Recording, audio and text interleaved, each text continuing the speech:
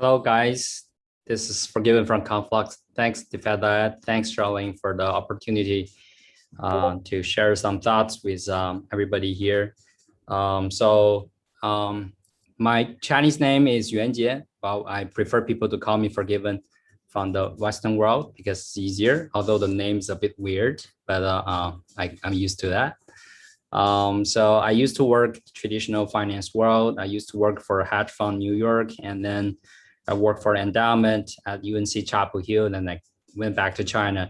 And later I joined a startup, which is a public chain project called Conflux. I did fundraising for Conflux. So later I turned into more or less a managerial role for Conflux.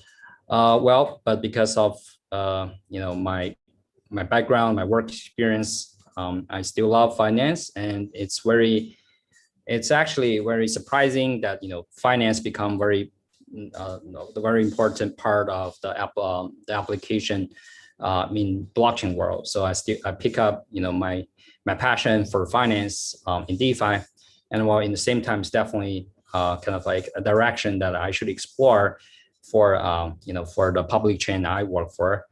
But to be honest, it's very pathetic to work in the public chain network, which is not in the camp of Ethereum, right? It's not easy to gain support.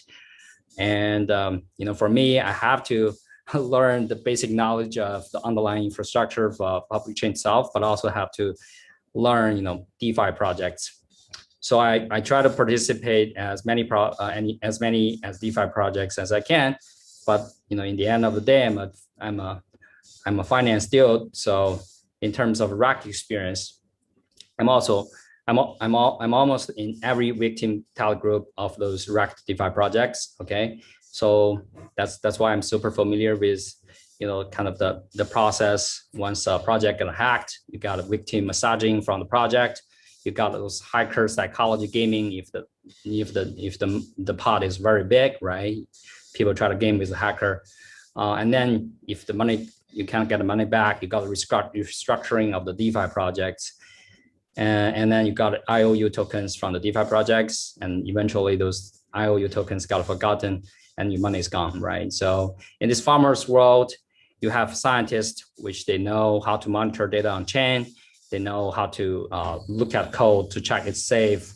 And then they can, do like farm and sell down the farm harvest automatically.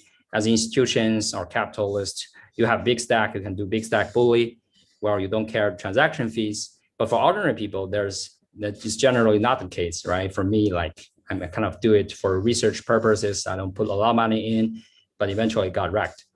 So one time, like Charlene talked to me about this idea of Aladdin DAO, and it makes sense to me given my finance background, right? For ordinary people, you may not be able to participate in a hedge fund, quant fund, right? But you can still choose Berkshire, right?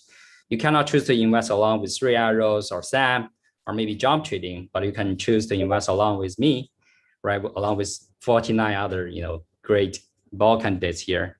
So you don't have you have the kind of the crypto version of Warren Buffett and Charlie Munger here, but even more powerful and more, more wisdom here. So that's all I'm gonna say. Thanks. Bye.